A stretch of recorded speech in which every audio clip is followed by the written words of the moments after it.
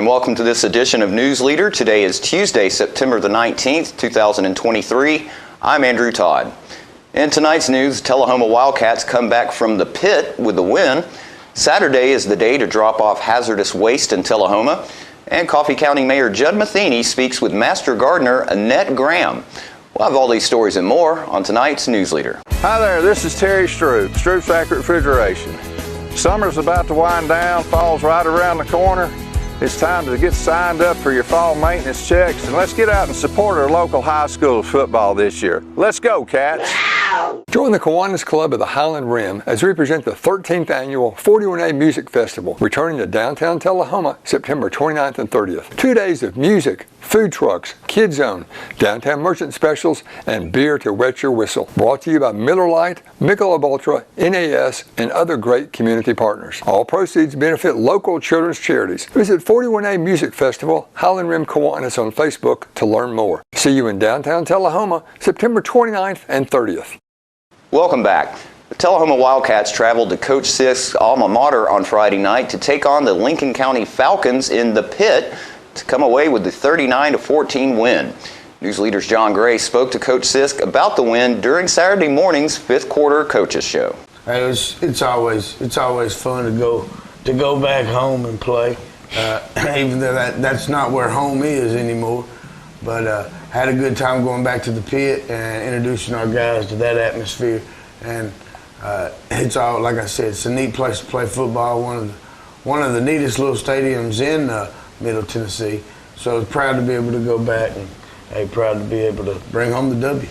Yeah, and what was so cool about it when we got there, of course, I wrote, and I want to say thank you to Randy Wilson and Jimmy Hollingsworth and Tom and Coach Ricky and those guys that haul that trailer full of equipment and get out. You know, we left here yesterday afternoon at about 2:30 and was over there, had all the equipment out on the side of the field. Then certain equipment, people don't understand, when you go to a locker room, you got to have stuff in there. Other than the kids, I guess kids bring the uniforms with them. Well, first of all, exactly what you're talking about. People like that are behind the scenes and nobody ever notices it. And these guys do an amazing job. And guess what? The guys aren't getting paid or anything like that. Hey, they're just doing it because they love the sport and they love Tullahoma football. But last night when everybody arrived, when all you guys got over there, I got a text that the locker room wasn't open. No. And I tell you what, Coach Cody McMurtry, he does a great job. And what he does normally is when we go on the road, our kids travel almost like a small college. And their uniforms are laid out, and they carry nothing, except the cleats and shoulder pad and helmet. And knee pads are laid out, everything's laid out. Of course, last night was a little different due to the size of the locker room and the time frame that we had. Right. But he passed things out as they came in last night. So kids don't have to haul all that stuff around, and they get pampered a little bit on game day, and that's a good thing. Well, they should. That's hard work, putting up with a coach. Especially after last week. They didn't have it much fun this week, did they? I wasn't fun to be around. They weren't fun to be around. Yeah, understood. Nobody was having a good time last week, but it was great to see. Everybody battle back, and sometimes people don't believe it, John, but sometimes after a loss, it hurts a little bit, and it's hard to kind of reboot and get going again. Sure it is. These guys did an amazing job of rebooting, coming back and being able to focus and get the job done.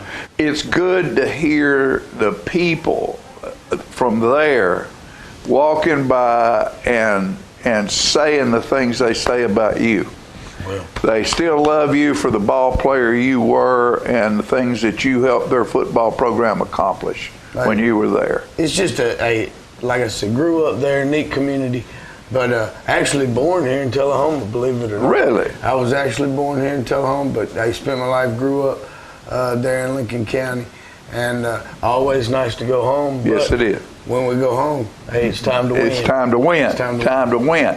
I take it that's it. That finishes that one up. That finishes that one up, and we got a big W there, and down at the coach's home stomping grounds, and I know it was good for him to be back and see a lot of his buddies, and it's always good to win when you come back home. After these messages, we'll be right back. Hi, my name is Ringo. Here at Barkview Senior Living, they're human friendly. That's why I love it here, and so does my senior human. When they want a bite, they get chef-prepared meals, and so do I. Movies in the theater, day trips, walks on the trail, and other senior humans to play with. The grass and the grounds are exquisite. It's everything my human needs to be healthy and active. Barkview. A Parkview Senior Living. For your dog's best friend, you. My husband was diagnosed with a spinal infection. He lost his ability to swallow and the movement of his legs. I couldn't turn over in bed, I couldn't walk, I couldn't eat. They were just wonderful in the treatment and care they gave my husband. I regained my mobility where I was able to go home. It is miraculous.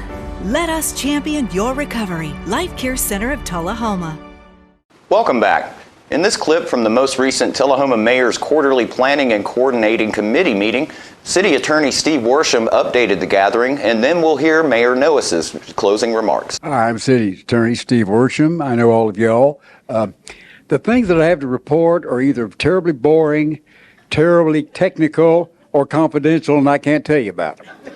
But I am going to tell you about what we're doing in the city that is kind of exciting for us, I think. First of all, today we'll be closing on the sale of the old Rock 10 building. The city will be $425,000 richer today, and we'll have a building that's going to be renovated, and it'll be a really sort of a beautiful showcase coming into our town. That should happen this afternoon. I talked with the people that are developing the new Italian restaurant at 127 West Lincoln Street, the property that the city acquired in litigation. It is underway. They have architects are working on the plans now. There's some delays because of matters relative to supplying of things they're going to be using to incorporate into the building, but it is ongoing, and it'll be a very nice, very high-scale Italian, sort of a casual restaurant that's going in there. The city itself will be working on selecting a new city administrator. That process will begin or continue again on Monday afternoon. If y'all want to attend and be part of that. And one other thing, Ralph Graham and I are working on a self-appointed committee to renovate all of the downtown plantings all over town. One of our aldermen is helping with us. We're going to be undertaking a fundraising activities of downtown property owners and other interested people who care about the aesthetics in our town. And we've got some exciting plans to really beautify Tullahoma. Thank you. Well, this is a great, good news event today, except for the loss of ash trees. The only good side of that is ash trees make good firewood. But this is exciting to hear that we have a new housing director. We did not mention that Mr. Lindeman is chairman of the TUA board. He'll be serving as, I believe you'll be serving your last board meeting this month. We applaud you for your years of service to TUA. You've been an asset big time, so thank you for that. Thank you to all of you for the good things that you're doing in our community and coming together and sharing what you're doing. I think is such a positive message to send to those who are listening to what we're doing here today. So again, thank you for being here today. Beginning today through Friday, an official Alzheimer's Tennessee Purple Pace Car will make a 500-mile trip across the state of Tennessee, stopping at 12 Walmart stores along the way. Everyone is invited to these 12 regional pit stop celebrations outside Walmart stores that will feature fun, food, prizes, entertainment, and perhaps most importantly, information about how to prepare and respond when a loved one with memory loss gets lost. 6 out of 10 individuals with dementia will wander. More than 200 vulnerable missing Tennesseans have been found safe since Alzheimer's Tennessee volunteer advocates successfully passed Tennessee's new Silver Alert law that went into effect in 2021. Alzheimer's Tennessee and Walmart are working together to distribute Silver Alert kits with life-saving information and tools to help rescuers find missing loved ones. The Alzheimer's Tennessee Purple Pace Car will connect the pit stops during its 500-mile trip with stops at Walmart in Collierville, Jackson, Dixon, Murfreesboro, Cookeville, Tullahoma, Ottawa, Alcoa, Knoxville, Morristown, Greenville, and Bristol. Donors at each Walmart store will be entered into drawings for prizes. Each pit stop celebration is unique with food trucks and festivities. Tullahoma's event will be this Thursday, September 21st from 9 a.m. to noon. Everyone is invited. We'll be right back after these messages. It's not invoice. It's not MSRP. It's not Christmas Day, although it may feel like it. It's the lowest prices in Middle Tennessee, period. It's a Stan McNabb Chrysler Dodge Jeep Ram or Stan McNabb Chevrolet Buick GMC Cadillac before these prices are gone forever. Hi, I'm Fran Gray with Alzheimer's Tennessee. When you receive a diagnosis of Alzheimer's disease for yourself or someone you love, please know that you do not have to go through this journey alone. Alzheimer's Tennessee is here for you to provide support and education, all the help you may need to get through this challenge. Our number is 931-434-2348. We encourage you to give us a call. We're here to help. Welcome back. In this week's Mayor's Message clip from Coffee County Mayor Judd Matheny, we learn about Master Gardener Annette Graham and her work for the county. Welcome to this edition of the Mayor's Message. I'm Coffee County Mayor Judd Matheny, and I've got another super special guest with us. Today it's Miss Annette Graham, and she is the president of the Crimson Clover Master Gardeners Club, which encompasses several counties. I'm sure she'll tell you about that. But also the beautiful landscaping that's in front of the CCAP building here in Manchester. She and her team are responsible for that. And if you'll also look in front of my office and in front of the school board office on the other end of the building, we've torn up the medians there and put new sidewalks in. And she will also be spearheading that project for new landscaping there. So great Coffee County volunteer, a terrific person. But I'd like for her to talk in her own words about who she is and what her background is and how folks can reach her if they need to. Okay. I taught at Montlow State Community College for close to 40 years, and when I retired I thought I would like to branch out in a different direction, and the program for Master Gardeners came open 5 years ago, and I joined, and I have enjoyed that very much. We do educational hours, and then we have so many volunteer hours that we have to do for the community. And some of our volunteer hours have been, we've worked with Hickerson Station School. We planted several hundred tulips last fall for the school, and we have assisted in some of the classrooms. We came in and did a presentation on honeybees, and we've worked through Which is vitally important. Yes. My gosh, yes. vitally important. Yeah. We've worked through the libraries and given presentations in both Tullahoma and Manchester. Our group right now started with Coffee County, and then we brought in Franklin County, and this last year we have Marion County volunteers that are part of the organization, so it has grown over the years. One of the main projects is the pollinator garden in front of the administrative building, and we're very, very proud of it. And it has been full of bees, guys. I've checked it on many, many days. They're just minding their own business, but boy, it's full of bees. Really. Yeah, we have one of our members is a butterfly expert, and he has been so thrilled to see the cocoons, and he will collect them and he will hatch them out at his home and release them. So he's been excited about that. There are all different kinds of pollinators that have visited the garden, and so we're pleased. It's a lot of work. You have to deadhead them, you have to water, so we're very pleased that that's worked out. I think that there's been a lot of people come by and want to snip a plant off, take it home. And we have used the seed from the marigolds to give out. I think there was a booth this last week at the car show here, and they gave out some marigold seeds. And so I think they're doing that at the fair this year too. In front of the plaza, there have been new sidewalks put in that goes directly in, so that it's a handicap sidewalk where that they're not having to go around and into traffic to come into the buildings. And so that we're really anticipating that being a positive thing. I think we're going to line the sidewalk with brick, and we're going to bring in native plants. We want natives, we want plants that are not invasive, that we have to do a lot of work with. We want plants that will stand up to the heat that's from the sidewalk. So we're really excited about seeing the beautification that's going to go on here, and we're looking forward to the new signage by the road too.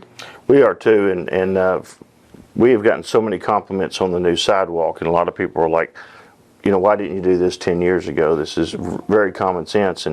And then once it's landscaped, it's really going to be gorgeous. Yes, and we are putting we're doing a lot of sprucing up to the new CCAP sign out by the road, and we intend to have a digital sign up there also that's going to be able to announce meetings and you know, honorariums for folks and that sort of thing. But man, you do a great job. Now, if somebody would like to volunteer with your organization, how can they reach you? If they would like to become a Master Gardener, the classes begin in January. They're every Tuesday, 9 to 12. It's online and in the classroom. We do the classes at UTSI. After that, there's 40 hours of community service that's required. After the first year, there's 9 hours of education, 25 hours of community service. If you would like to talk to Amy Willis Prince at the UT Extension Office, she can give you more information about what to do to become a Master Gardener. Well, thank you. And we've had Amy on this show, and we've also had Belinda on this show. And if you'll remember, their office is right in the middle of CCAP. We anchor the one side with Teresa McFadden's office and my office, school board on the other side, UT office in the middle. And also thank you for being an educator for 40 years. Yes. You've molded a lot of minds. Yes. And I'm sure a lot of folks that are now adults and prosperous folks in our community have lots of good memories about you. Well, thank you very much. I appreciate that. My dad was Motlow brought me here. My father was a biology instructor there until about 1975. Wow. He was one of the first hires. And then he went on to the University of Florida. So Motlow has a near and dear place in my heart, and so do you. We appreciate your work, and we look forward to the weather cooling off just a little bit, and then I think you'll see some work beginning out front at our new medians. Thank you very much. Thank you, and thank you for tuning into this edition of the Mayor's Message. I'm Coffee County Mayor Judd Matheny, and we'll talk to you next week. The Tennessee Department of Environment and Conservation has announced a free household hazardous waste collection event for Coffee County this Saturday, September 23rd from 8 a.m. until 1 p.m. Any Tennessee resident may bring approved items to the Tullahoma Public Works Department, located at 942 Maplewood Avenue in Tullahoma. Household hazardous waste is defined as corrosive, flammable, toxic, or reactive materials used in your home, car or truck, or garden and lawn that is unwanted or unusable. No medical or infectious waste, no ammunition, no radioactive waste, such as smoke detectors, will be accepted. Things to bring include household cleaners, drain openers, oven cleaners, wood cleaners and polishes, metal cleaners and polishes, toilet bowl cleaners, disinfectants, wood preservatives, paint strippers and removers, adhesives, fingernail polish remover, pool chemicals, photo processing chemicals, medicines, drugs, reactive materials, aerosols, compressed gas, mercury thermostats, mercury thermometers, fluorescent light bulbs, needles and sharps in containers, lead, herbicides, pesticides, fungicides, fertilizers, automotive products, fuel additives, grease and rust solvents, air conditioning refrigerant, starter fluids, body putty, coolants, along with carburetor and fuel injector cleaners. Again, that's this Saturday, September 23rd from 8 a.m. until 1 p.m. at the Tullahoma Public Works Department. If you have any questions, please call 931-723-5139 before Saturday. And we'll be right back with more news after these messages. I had a knee replacement, so they've got me in life care, which I'm very, very thankful for. I couldn't garden, I couldn't do my flower beds, I can't chase my little dogs. I have been in several therapy sessions for knees and back, and that's the best therapist I believe I've ever been to. It's tremendous because I'm able to walk again, but if it wasn't for the care, I wouldn't be where I am. Let us champion your recovery. Life Care Center of Tullahoma. For many senior citizens, life looks like this, but it doesn't have to. When you make your home at Parkview Senior Living, life after retirement takes on a whole new meaning. Daily exercise options, fun outings, happy hour, game nights, movies and popcorn, arts and crafts, enjoying friends over chef-prepared meals. Parkview Senior Living, where you're always home, but you're never home alone. Welcome back. We now continue with part 2 of 3 from our video series from Tennessee Wildlife Recreation Resources Agency. All right, so the third tip we're going to talk about is PFDs, life jackets, or personal flotation devices. So as you can tell, I'm wearing one right now. We're down by the river. So what we're going to do in this section is we're going to talk about a couple of different types and how to figure out what you need for the sport or for the recreational activity you're participating in. So whenever you think about wearing a life jacket, there's a couple of things you want to consider. You want to get something that's comfortable, that you're going to wear. A lot of times we see issues with people like, oh, we left it in the truck or we left it in the boat because it just wasn't comfortable to wear, it's hot. They make tons of designs of life jackets that will fit your needs and fit what you want in a life jacket. Best place to figure out what you need is either going to TWRA in the state of Tennessee. They have great resources on life jackets and the laws pertaining to life jacket wearing in the state of Tennessee. You also want to go to U.S. Coast Guard. They're the ones who actually test life jackets, and they kind of rate it for us to show what we need in certain situations. Here on the Duck River, we're going to mostly wear Type 3 life jackets. I'm currently wearing a Type 5, which is a special or a rescue life jacket. That Class 5 classification also goes for your inflatable. So a lot of times you'll see bass fishermen, they'll wear the little inflatable life jackets because they don't necessarily need a big bulky life jacket while they're casting or on the deck of the boat, but they do want something so in case of emergency they fall out of the water, something they have on that's going to protect them.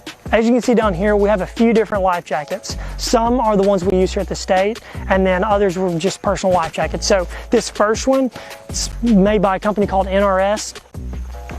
You can tell inside of it what it's good for, what it's rated for. Each life jacket's going to have a diagram on it, or kind of like a placard. It's going to say it's rated by the U.S. Coast Guard. This is a Type 3 life jacket. It's made for an adult. It is an extra large, so it says the weight range on here is more than 90 pounds. So this would not be good for a young child who is, even though it looks like a smaller life jacket, it's not, the buoyancy isn't there for them.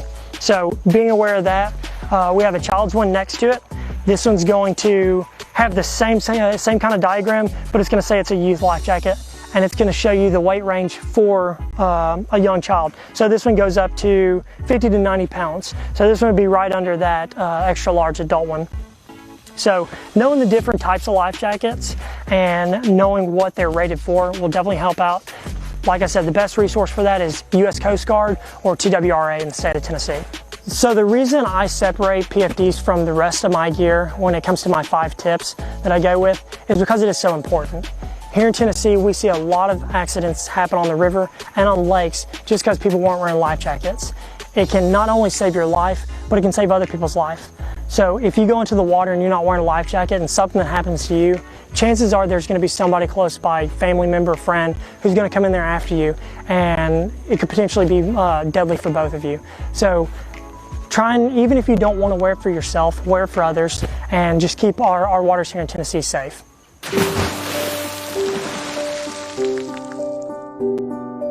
All right, so we've talked about planning and prepping the trip. We've talked about the gear that you're going to take and wearing a life jacket while you're at the river. The 4th tip we're going to talk about is letting somebody know where you're going and taking somebody with you. You never want to boat alone, and you never want to go somewhere without somebody knowing where you are. Whenever you plan your trip, you figured out where you're going to go. Let's say you're coming here to the Duck River. You're going to put in upstream from here, and you're going to take out at Henry Horton. letting somebody know what pudding you're putting in it and where you're taking out and how long you expect to be on the water will make you safer. And so in case something does happen, or let's say weather moves in and you have to kind of sit on the bank for a few more hours than you're expecting, somebody's expecting to look for you, and if you don't show up when you told them you're going to, then they're going to start kind of calling people and kind of figuring out where you are. So it will help if something does happen to you to get rescuers to you faster. Secondly, the reason you want to take somebody with you on the water is, let's say that you go somewhere you're not very familiar with. Maybe you're scouting some new waterways. Having somebody with you, it kind of makes it to where if something does happen, let's say, your boat flips over, you're not trying to deal with that issue alone, and somebody's with you who can kind of help manage your gear and other people. A lot of times, usually a good rule of thumb is taking at least 3 people with you. That way in an emergency, somebody can stay with one person and somebody can go get help. So you're not leaving an injured person or the situation back. You have somebody there who can manage it properly. So being aware of that, if you can have 3 people with you, that's just going to make for a safer time on the water. And don't forget to tune in to this week's Living Show tonight at 6:30 p.m., Thursday morning at 9 a.m., and Thursday, Friday, and Saturday evenings at 6:30 p.m. On this week's show, we'll hear from Horseplay about their recent fundraiser and upcoming events. Teresa from the Chamber will drop by, and the 41A Festival is coming back to downtown. We'll have all these stories and more on this week's Living. And stay with us. We'll have your weather forecast right after these messages.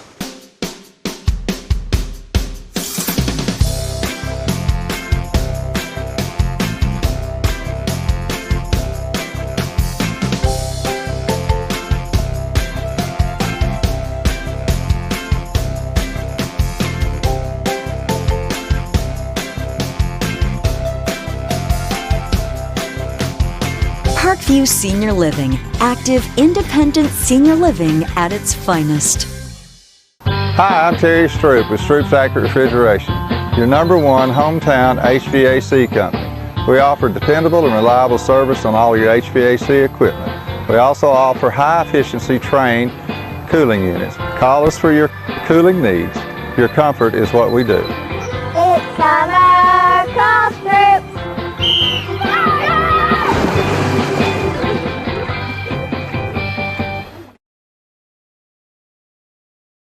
Welcome back. We'll take a look at your weather forecast at this time, starting with your weather history on this date. Our record high was in 1925 at 101 degrees. Record low was in 1981 at 37 degrees. The average high for this day is 81, and the average low is 59. Mostly clear for tonight with a low of 57. Mostly sunny skies for Wednesday with a high of 82 and a low of 60. And mostly sunny skies continue for Thursday, the high of 82 and a low of 60.